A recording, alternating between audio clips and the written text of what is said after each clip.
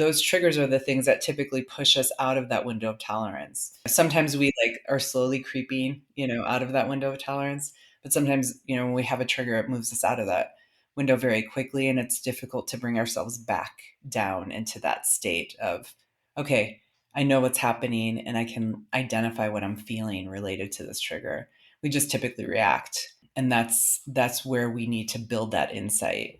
I think for leaders, what is fundamentally important is to understand those triggers. Welcome to the Women Choosing Growth podcast, where we bring you practical advice and guidance on how to grow your business and achieve success in your entrepreneurial journey. We feature inspiring stories of success, challenges of growth, and lessons learned from women entrepreneurs, industry experts, and thought leaders who have been through the growing pains inevitable as an entrepreneur. Whether you are just getting started or are looking to scale up your business, our show is designed to provide you with the tools, resources, and community you need to grow your business. Join your host, Tina, a lifelong entrepreneur and business growth advisor, as we explore topics such as marketing, sales, finance, leadership, and personal growth, all tailored specifically to the needs of women entrepreneurs. So if you're ready to grow your business faster and smarter, and learn from the experiences of those who have traveled the growth path before you, then this podcast is for you. Thanks for tuning in, and let's get started. Welcome to another episode of Women Choosing Growth. I am your host, Tina Sue, and today our amazing guest is Marisol Solarte-Erlacher, and she is a speaker, a trauma expert, and a resilience consultant specializing in post-traumatic growth and resilience. She is also the creator and host of the podcast Resilience and Resistance. She has a great conversation with me today, not only about being mindful of our own building our resilience muscle, but those triggers that area of resilience much smaller, and how to really cope with it as ourselves, as high functioning entrepreneurs and leaders, not only for ourselves, but then also how do we recognize that in our staff, in our teams, and even in our personal lives. So building resilience is something that we've talked about before on this show, but it is something that is affecting us every day. So this is really just some more insights on how to build that resilience, how to be recognized when we are having some of those challenges ourselves, and not only within ourselves, but also within our team. So excited to bring her on. Stay tuned. I am so excited to introduce our guest for today. Marisol Solarte-Erlacher is here to talk about a topic that is used and needed, and we all need to hear what she has to say, not only in our work world, but also in our personal world, because she is here to talk about resilience today, not just as leaders, but as human beings. And we all need to understand resilience, how that shows up in our life, and how we can be better about it. So welcome to the show. Thank you. Thanks for having me, Tina. I think this is such an important topic. As I mentioned, it just, it's something that is constantly kind of hiding in our life. And if we don't know how it shows up and how to handle it, it can really kind of make things different. So before we get into some of the great nuggets that you're going to share with us today, can you share a little bit about your history and your entrepreneur journey? Sure. So I have been a psychotherapist for the past 21 years. And I just recently retired, actually, on March 30th. And that was a long Congrats. Thank you. So, it's been a long time coming. It's been a process of 4 years where I'd made the decision because of my own personal burnout, which I'll share. And I started a private practice in 2007. So I graduated, went into the nonprofit sector, then decided, I know that I can do this, and I have a very niche market. So I primarily have worked with adults who deal with developmental trauma in some way. So some type of very difficult childhood trauma that has impacted their adult lives. And I was working specifically with Spanish-speaking communities, or people who really wanted to find a bicultural therapist. And so I knew I had a niche. I knew I could do it, but I had no idea how to run a business. I was so clueless. I was like, Welcome to entrepreneurship, I right? I'm like, I have a spreadsheet and I can ask some people questions. Like that was basically my strategy when I started the business. And but I loved it. I loved it because I knew that it would be part of my own self-development, was to really challenge myself to learn something that I didn't feel confident in. Mhm. And so I really just asked people lots of questions, people who started their private practice and before me, and just asked like, what would you do differently? Like if you could give me any advice, what would you have done? And so I started my entrepreneurship journey. And then there were many iterations. My husband was diagnosed with cancer in 2011. Mm. And then I had to take 2 years off. I actually closed my practice temporarily in order to caregive for him. And that's another very long story, but It's a different episode. whole different talk about having to build some resilience in the face of Mhm. something very difficult. He was 32 at the time, I was 34, and we had a 2-year-old. Oh, Um, wow. so it was a really significant challenge, but my practice went through many iterations. I think that's the beauty of entrepreneurship, is that you have the ability to craft it and make it be what you need it to be in any given moment. So I was really grateful for that opportunity to be able to care for him, care for my child during a really difficult time.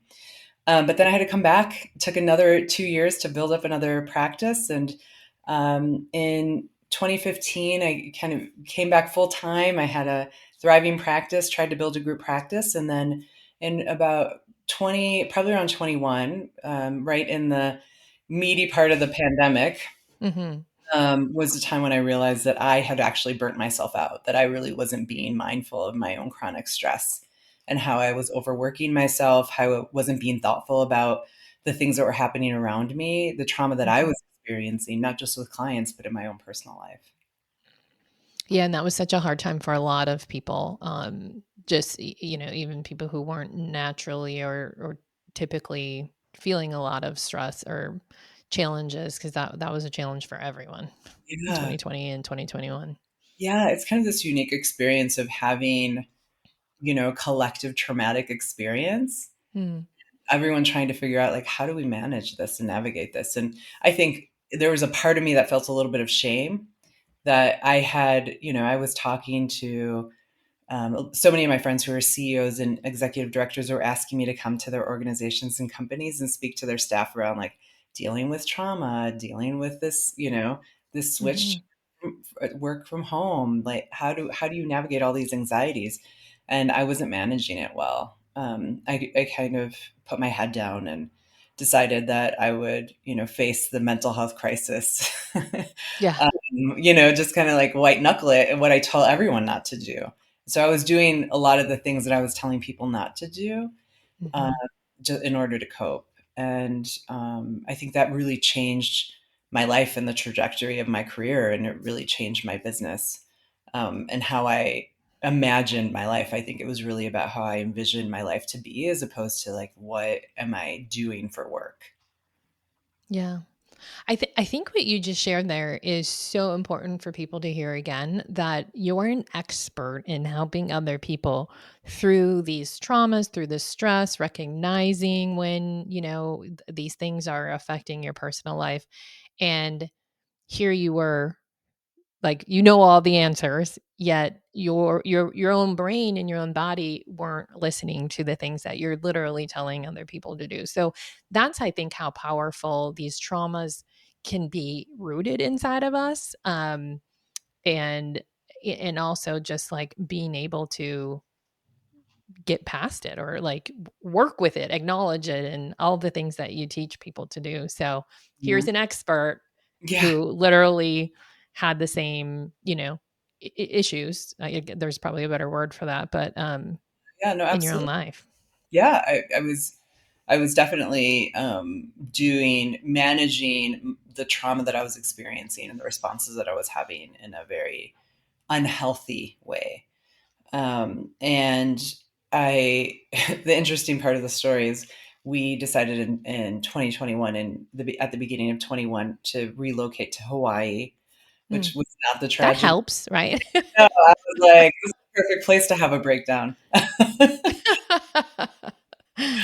Um, And so my son was still doing, he was doing school online. So we thought this is a perfect time to do this. It allows us an opportunity. And when I got there, I was so vicariously traumatized that I couldn't sleep, I couldn't eat, I couldn't do anything. And I'd had periods and moments of that. I mean, I think that's just endemic to being a trauma therapist, but um, it was really significant. And, I amped up my own therapy. I got a lot of consultation, and I really just wanted to quit. I just wanted to have someone call my clients and be like, she's no longer in practice. And, I think my therapist was like, okay, we got to slow down and just take a minute and do some reevaluation of what it is that you really want, and what's really been happening. And so that was really the journey to deciding that I did want to get out of clinical work. Again, this has been a 4-year journey, and really create something different for myself. And I think part of it too is also recognizing that there were a lot of untapped skills and potential for me that I wasn't able to bring forward because I was doing the, day-to-day one-on-one therapy. So it was definitely a crisis, Hmm. but also an opportunity. It's a hard field, right? Like the therapist, you're dealing with trauma all day long. That isn't, it's you, Yeah. you end up kind of what they call bringing it home. So Yeah. like you're hearing it, you're living it with the people that you're working with. So thank you to you for doing that for so many years, and everyone else out there who's in that role of therapy of some sort, because it's not easy. Yeah, thank you for saying that. Yeah, absolutely. And I think it's really challenging because I think during that time I couldn't not bring it home because it was in my home that my sessions were happening because I was working from home. So it was just a really different mindset and a different shift for me. Sure. But I'm really glad to be on the other side of it. Well, here you are today helping others and helping specifically entrepreneurs. One of the things that you had shared with me earlier is that 3 in 5 people in the workforce are silently struggling, just like you did, Mhm. with either work related stress or stress that they're bringing from home. And this really affects the business, especially when, as the leader or the owner, can't see it. It's not like they're holding a flag and saying, "Hey, by the way, I'm dealing with some traumas and I'm pretty stressed and I'm not really working as efficiently as I should be." So Absolutely. that's what, like, we would love to hear, like, how as leaders and entrepreneurs we can possibly recognize that and or support the people on our team, because obviously without great people all rowing the bus or rowing the bus, rowing the boat in the same direction, our businesses are affected. Yeah, for sure. I think what's challenging about entrepreneurship in that way is that we can be very isolated, and Mm. no one, I think it's different as a leader. You can, and when you have a team, you can be reflective and thoughtful about what's happening with the people that you are employing that are in your care, but there's no one really caring for you or tuning into something that's happening for you. And so it does take a lot of insight, and it takes a lot of self-reflection, and it takes a lot of commitment to taking care of yourself. But that's not always possible. We all go through difficult periods. Like I just think about um, last year was a really difficult year for my business, like just financially. And, I think I felt like I was in year two, I'm like, or we're in year three, we had like some momentum, and I felt some shame about that. Like, what's happening? Is it me? Is it the business? Is it, I'm trying to look at all these factors that are playing into it. Mhm. And it was very, very stressful. And I had to really dig into like, okay, I know what works. So I have to be thoughtful. I have to like dig into meditation. I have to reach out to my network. But I think all of those things for entrepreneurs have to be things that we decide ahead of time. So we have to know what are the things that we can do when we face those moments of crisis. What are the things that we can do for ourselves, and not try to figure it out when we're in that In the mindset. moment. Yeah. Yeah, because it's That's a impossible. great point. Because we just want to like go for the drink, or do whatever it is that we do that might not be helpful, or we really dig into work. I know that that's my impulse sometimes, is like, let me work harder. because then I'm gonna Yeah. be more effective. And then I have that tendency toward moving toward burnout really quickly. Mm. I just had this visual of, and relating it to, can you imagine just like eating whatever you wanted and didn't care about health and your body. And then all of a sudden you're, very, very overweight. I don't want Yeah. to throw out a number, but then you're like, oh, I should probably pay attention to what I'm eating now. It's almost the same thing. Like you need to have a plan and have like, how am I going to maintain in this case, my weight or my fitness at all times when Yeah. sometimes we're not going to do it as great, but Yes. that's better than just waiting until the oh shit moment and Yeah. then you're in it and it's going to be so much harder to fix. And I feel like you were saying the same thing about our mental health. Like don't wait until you're in the moment and then go, probably should have been meditating or journaling or whatever it is I do for the last 3 years. I Yeah. should have been Or I need having to a plan. yeah, or I need to meditate right now in order to make myself better. Yeah, I'm going It's to fix myself. yeah. We both did it like So we're like so frustrated with ourselves because we're like, oh, it isn't working, self care doesn't work, or whatever it is. But our brains just aren't built that way. Our brains are built to respond to threat or potential threat. yeah. And when our system feels threatened, we don't have the access to those frontal lobes to be able to like make choices for ourselves that are going to help us. We're just trying to be reactive to the environment. And so it's really important to have those things in place so that you can say, like you were saying, I think it's like the same thing with exercise. I typically am not like a gym person. I don't like lifting weights. I never have. I'm starting to love it now, but it's taken like a year and a half of me Mhm. just forcing myself to go. And every day that I would wake up and I'd be like, oh, I don't want to do this, and I'd be like, no, you have to. And so I think similarly with self care, it's like those days where it's like I'm feeling overwhelmed or stressed, and I'm like, okay, do the things you know to do, even though you don't want to do them, because Mhm. they will have an impact. Yeah. Do the thing. What Yeah. are those things? What are those things proactively to either help reduce that burnout or that stress, and build some of that resilience, or even also, I guess we should talk about like how to recognize when it's there, because I feel like some people like don't even realize when they're slipping into the kind of inner self. Yeah, no, that's such a great question. I think first and foremost, I think the thing that really fundamentally helps is understanding when am I out of my what I call the window of tolerance. So the window of tolerance is when our system is in a state where we can think and feel at the same time. So when we are out of that window of tolerance, then we are in either what we call hyperarousal. So that's feeling like really emotionally overwhelmed, anxious, reactive, angry, have racing thoughts. Or we're in hypoarousal, which is like shut down, depressed, I don't want to do anything, feeling dissociated from life, where we maybe go into like bed rotting, like, Mm. sometimes I do love to bed rot. I'm like, I do want no kids around and I want to watch like 20 episodes of, of whatever is on Netflix. Some Lifetime movies. Shut the world out. But when we're in those states, I think what we have to do is we have to start to recognize what is happening in my experience when I'm getting close to those places. Either I'm in hyperarousal or in hypoarousal.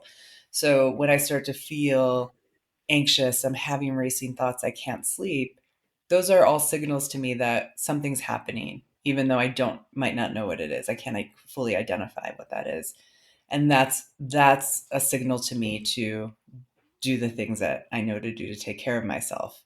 And Mhm. so I think for every leader, what I always tell people is start with that level of insight. When do I know that I'm getting out of my window of tolerance? How do I understand my triggers? Whether that be, for entrepreneurs, it's usually finances, right? It's cash flow. It's like being in those states of feast and famine, or it's Sure.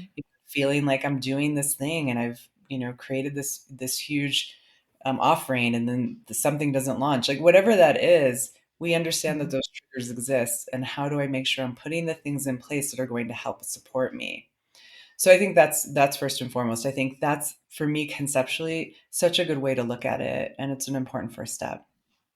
I feel like that's also like if for your close network, whether that's a spouse or roommate or even a bestie, to be like, hey, I'm trying to get better at my own emotions, and probably could say it better than that. But like, if Yeah. you see me going, headstrong, what doesn't seem normal, or I'm, not participating in life and I'm bedrotting, as you say, Yeah. like that's probably also like where you can, call a friend basically, or like, if you see me in these ranges, please like bring me back and put it in my face that, I'm getting to the edges of my comfort zone.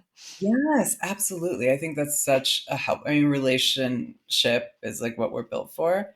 And to help Yeah. people know that when you see this, please help sit down with me or reach out, or if you don't hear from me, or, I think that's really important. And then, again, helping people know, like, here are kind of those early warning signs that I'm in that state of stress that's too overwhelming for me to get myself out of. We all need that Yeah. support. We do. And it's all in pursuit of building this resilience, right? Of like, if we can talk about it, acknowledge it, know our parameters, Mhm. like, and enlisting some friends maybe. It's I feel like that's the part of building that muscle of resilience. Is that Ah, fair? yes, that's exactly it. Like, the more that we're able to build that window of tolerance, that's what makes us more resilient. So some of us have a really small window of tolerance for some things, like Hmm. the things that are like overly distressing that we don't want to do and we avoid. It's probably because our window of tolerance is really low. Our muscle isn't really built in that area. Some things we have a really high tolerance for. Like, I know for Hmm. myself, like sitting with clients day to day, I actually, even though sometimes we're really hard, I have a high tolerance for doing that. Like, my window of tolerance is really wide. If you ask my husband to do that, he'd be like, his window of tolerance is very low. Like, he'd be like, I'm not, I can't do it. Yeah. Need to build his resilience around that. Like, he would have to build that capacity. And so part of building resilience is opening up that window of tolerance for ourselves. So, for entrepreneurs, I know for myself, some days it's like, ooh, I don't want to go into the finances, like, ooh, or I don't have to like think about all the things that I have to pay for, whatever it is. Our window of tolerance might be a little lower, but the more that we are able to sit with it, the more that we build our tolerance, the more that we help our emotional states, then we really build our capacity and build our resilience. I love that. I love that. And really, some of those things that you mentioned that, there's usually something different. Some people love finances but hate the creative end of it. And it's usually the other side of the brain, Exactly. creative versus like the analytical. But it's really like building that, it's comfort a lot of times of knowing that I'm doing this right and that I understand what I'm looking at. Or like in my case, like if I had to do graphic design all day, I would Right. need a bottle of wine because that is not my skill, and it's Yeah. just frustrating, right? Because, like, o other people can crank this out in 2 seconds. Same with finances, which are easy for me. Yeah. But that building that tolerance is really, like, the repetition and understanding and, Mhm. And being self-learning.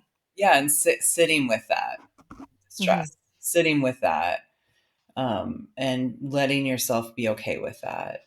Um, Yeah. and that's difficult. Sitting with ourselves is probably one of the most difficult things.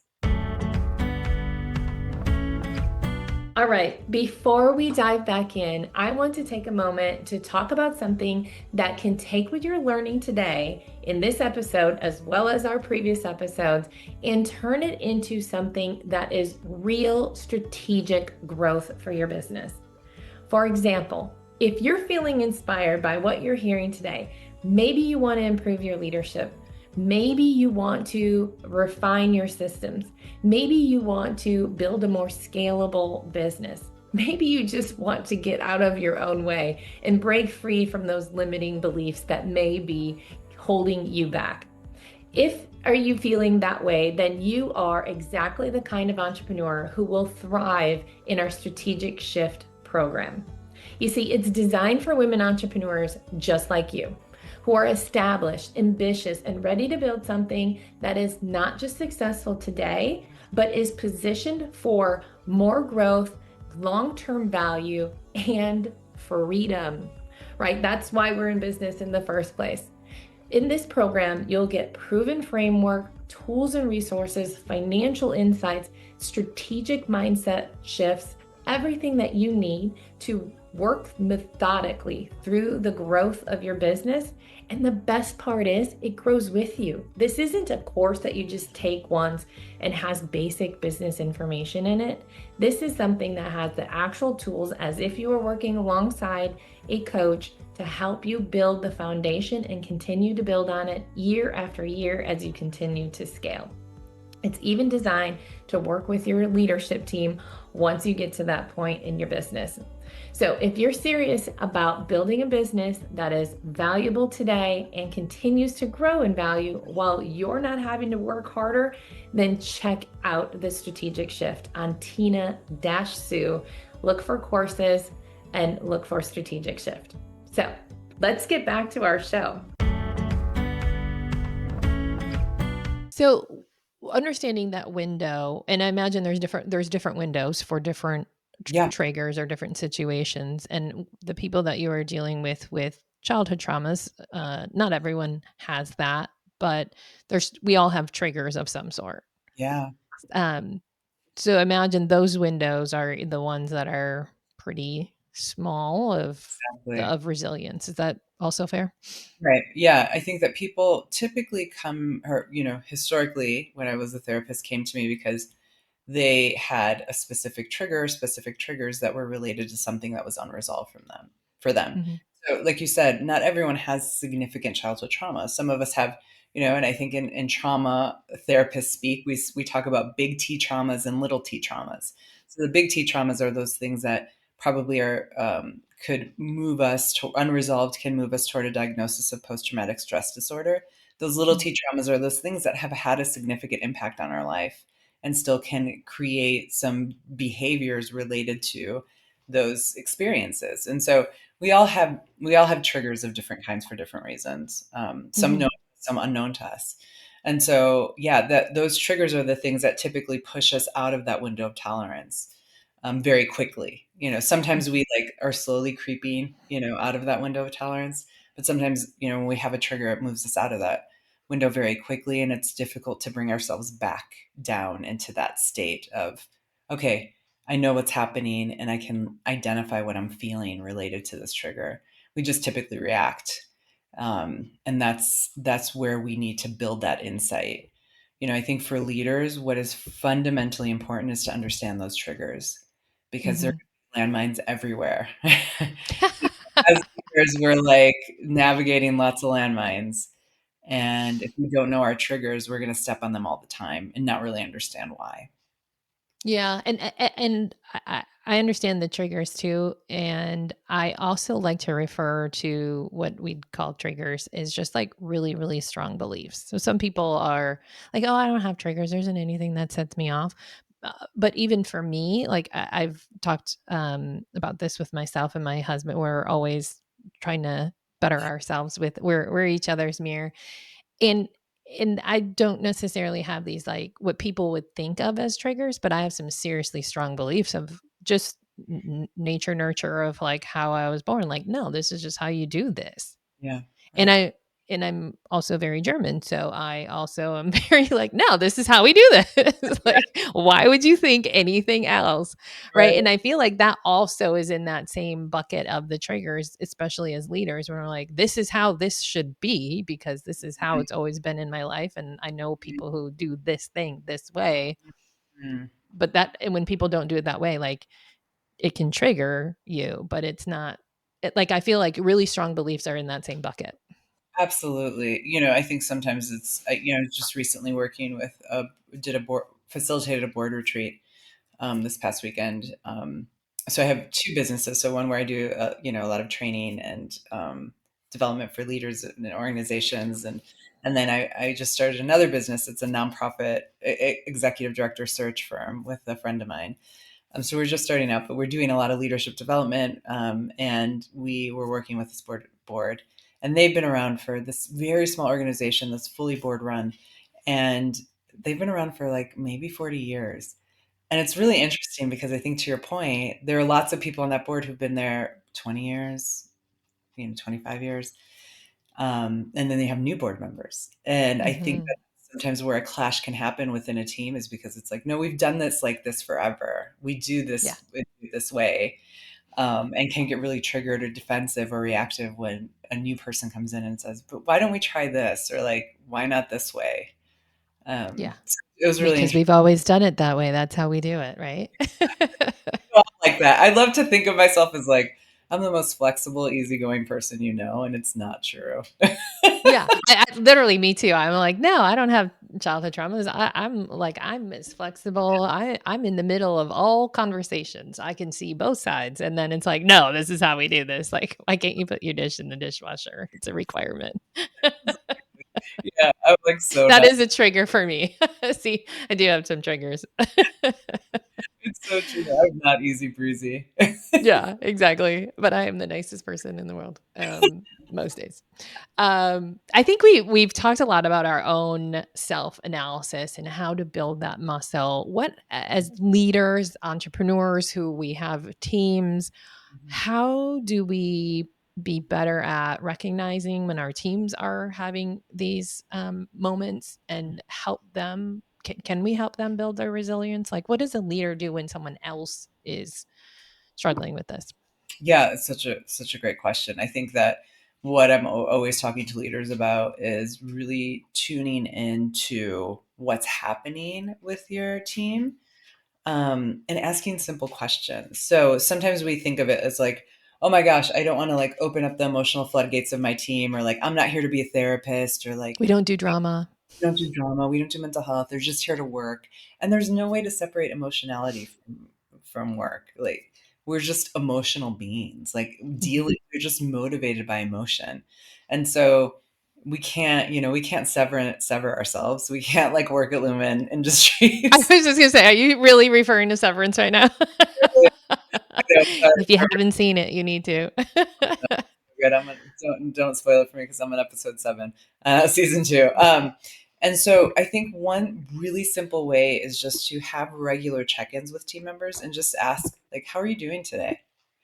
Ask like, "What are the challenges that you're facing right now?" Like really simple questions. I'm just gonna name some of them. Like, and then when people are challenged, like if they come to you and they're like, "Oh, I'm overwhelmed. I can't do this," or like, "There's a lot happening for me."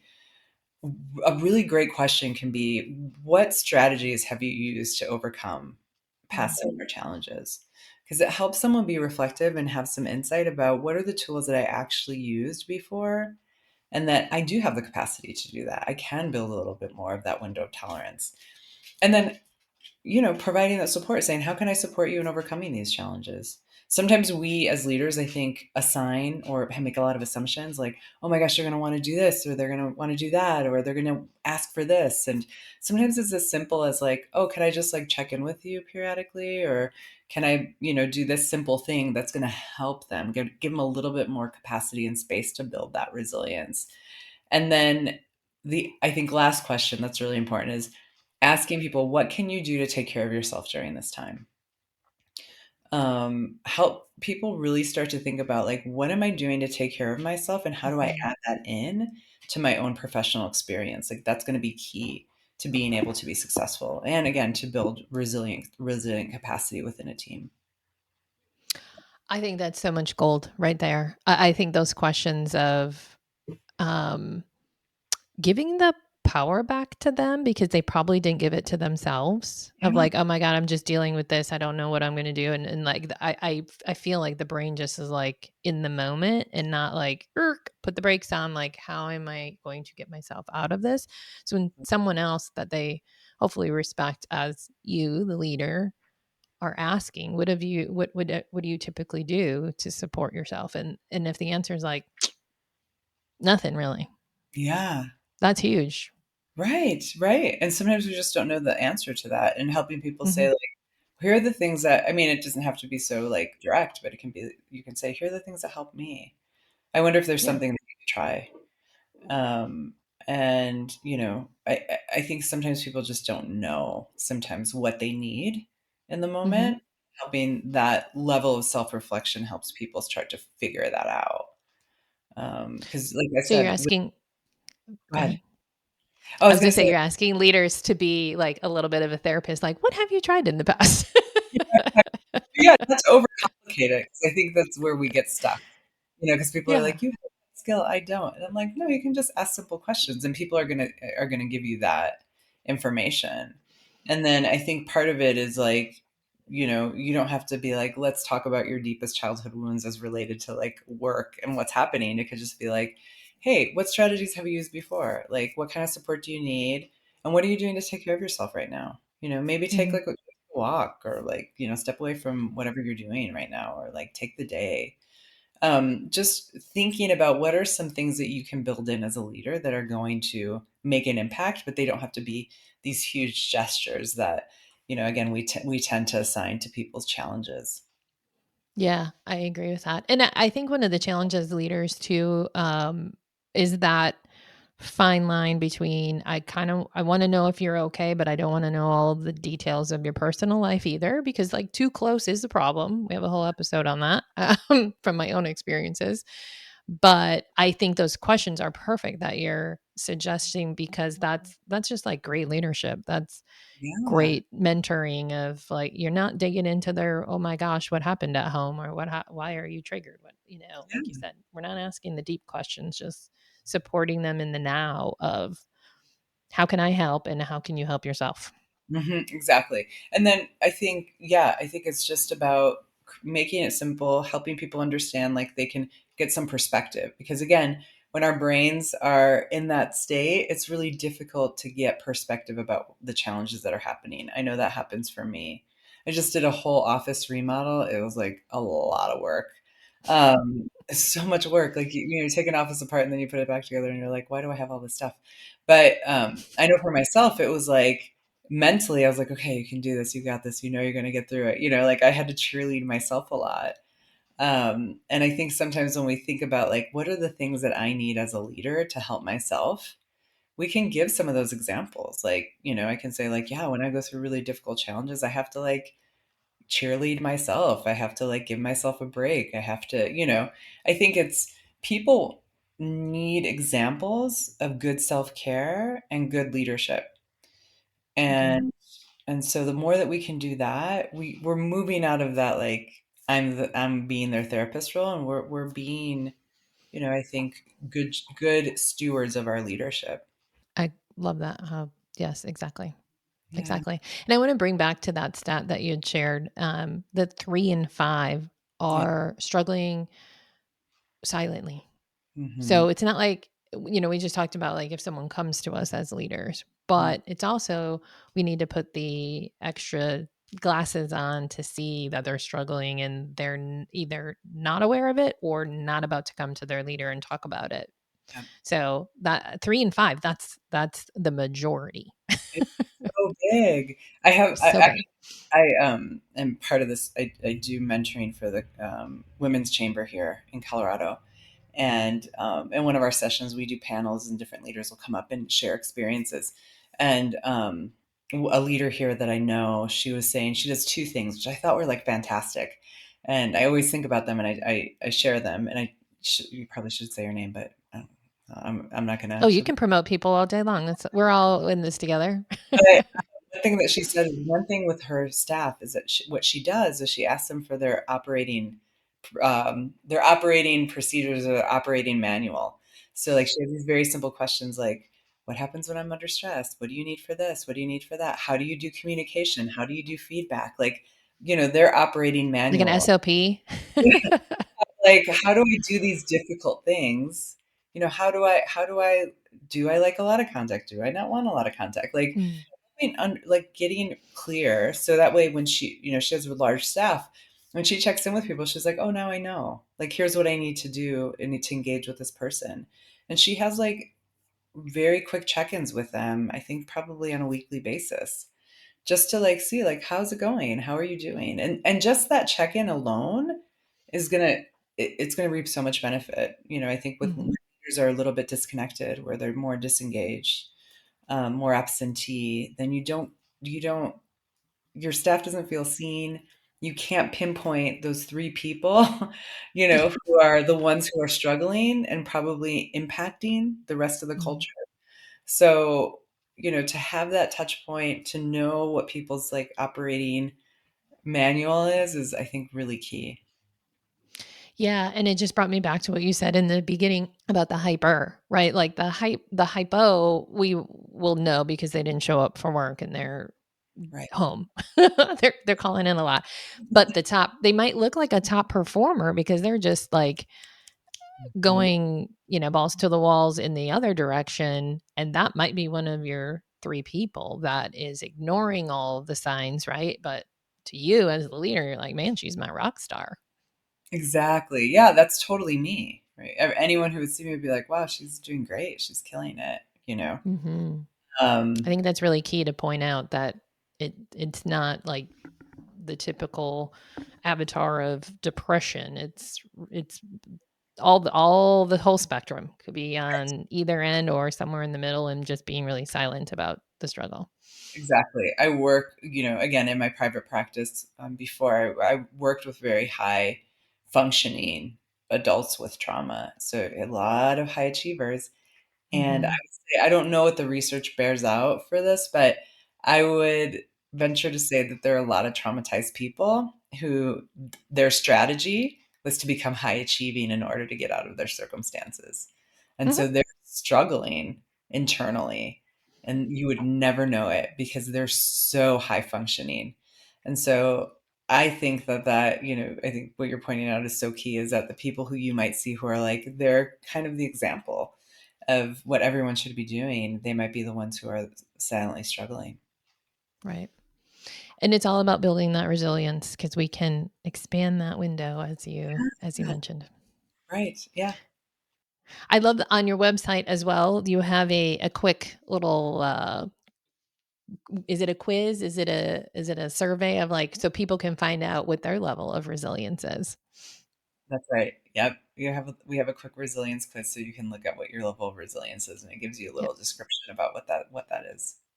Yeah, we'll make sure that that's in the show notes. I thought it was amazing. Anything that our listeners need to know from either the leader, like handling and building resilience themselves, and being mindful of their own, or as a leader to their team that we Yeah. didn't cover. I think just, I think a principle I think that's been coming up for me and I think is really important for leaders is you can't be an effective leader without doing the things that you want other people to do. So if you're feeling stressed, if you're feeling overwhelmed, if you're not building that capacity for resilience, it's never going to be reflected in your team. And so building that insight for yourself and doing your own work is really primary. Love it. I think that's everyone needs to hear that. Can we put that on repeat? I tell myself every day, I'm like, do your work. Yeah. Do your work so others can also thrive from it. I like it. Yeah, that's right. Well, Marisol, we'll have all of your contact information in the show notes as well so people can reach out. And especially if they have teams that would like your expertise, and definitely the quiz link to check where they're at. Yeah. Thanks so much, Tina. This was so great. Yes, thank you for your expertise. I learned a lot today, so appreciate it. Yeah, thanks. I hope you enjoyed today's episode. Please be sure to hit subscribe on your favorite podcast platform so you never miss an episode. The Woman Choosing Growth Show is not just another podcast. It's a tribe of women helping each other grow. So please, share this podcast with all the women entrepreneurs that you would love to see succeed. If you'd like to know more about customized business advising through Cultivate Advisors, download business tools, or sign up for upcoming events, visit www.womenchoosinggrowth.com. Once again, that's www.womenchoosinggrowth.com. Remember, we are in this together. See you on the next one.